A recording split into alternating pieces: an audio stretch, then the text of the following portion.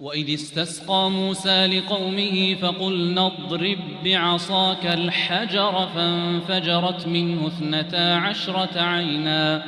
قد علم كل أناس مشربهم كلوا واشربوا من رزق الله ولا تعثوا في الأرض مفسدين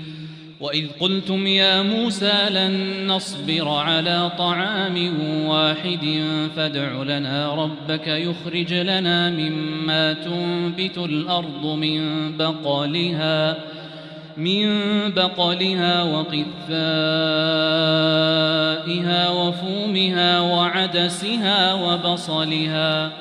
قال أتستبدلون الذي هو أدنى بالذي هو خير اهبطوا مصرا فإن لكم ما سألتم وضربت عليهم الذلة والمسكنة وباءوا بغضب من الله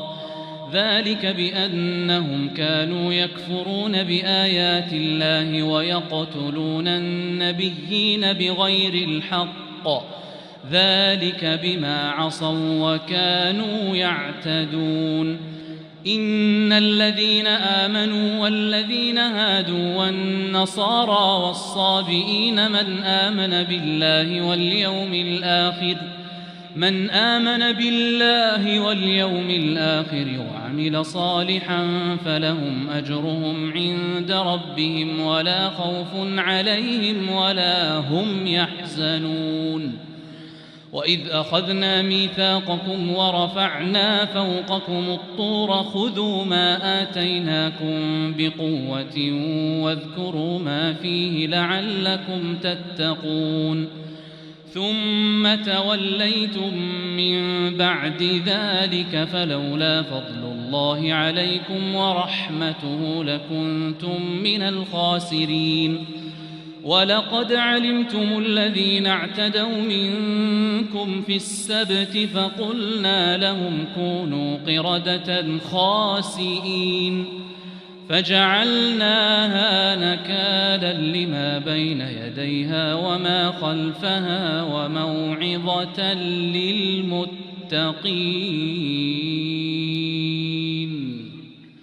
وإذ قال موسى لقومه إن الله يأمركم أن تذبحوا بقرة قالوا أتتخذنا هزوا قال أعوذ بالله أن أكون من الجاهلين قالوا ادع لنا ربك يبين لنا ما هي قال إنه يقول إنها بقرة لا فارض ولا بكر عوان بين ذلك فافعلوا ما تؤمرون قالوا ادع لنا ربك يبين لنا ما لونها قال إنه يقول إنها بقرة صفراء فاقع لونها تسر الناظرين قالوا ادع لنا ربك يبين لنا ما هي إن البقرة شابه علينا وإنا إن شاء الله لمهتدون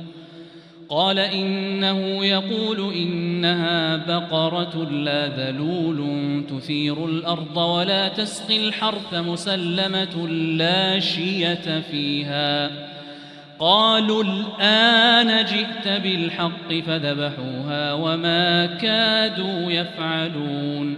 وإذ قتلتم نفسا فادارأتم فيها والله مخرج ما كنتم تكتمون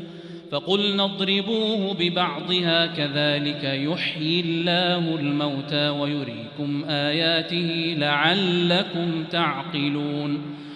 ثم قست قلوبكم من بعد ذلك فهي كالحجارة أو أشد قسوة وإن من الحجارة لما يتفجر منه الأنهار وإن منها لما يشقق فيخرج منه الماء وإن منها لما يهبط من خشية الله وما الله بغافل عما تعملون أفتطمعون أن يؤمنوا لكم وقد كان فريق منهم يسمعون كلام الله ثم يحرفونه من بعد ما عقلوه وهم يعلمون وإذا لقوا الذين آمنوا قالوا آمنا وإذا خلا بعضهم إلى بعض قالوا أتحدثونهم بما فتح الله عليكم ليحاجوكم به عند ربكم